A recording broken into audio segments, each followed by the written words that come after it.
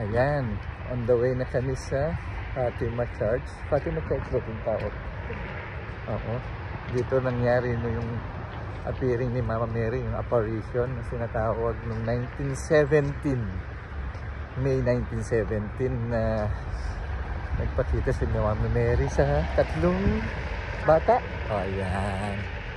So, hindi naman ako religyoso pero nag-research lang para alam natin yung sasabihin natin. So, dito yung way. Tahimik siya. Parang tahimik, no? Tahimik yung lugar. Samahan niyo kami. Ayan na, malapit na kami.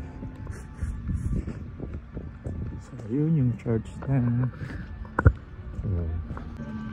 Malapit na tayo. So yung church na to ay founded 1568. So grabe, no?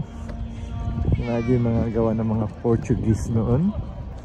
So at least napuntahan na natin yung dati pinapangarap mo lang, nakikita mo sa libro yung kwento, pero ngayon nandito na tayo.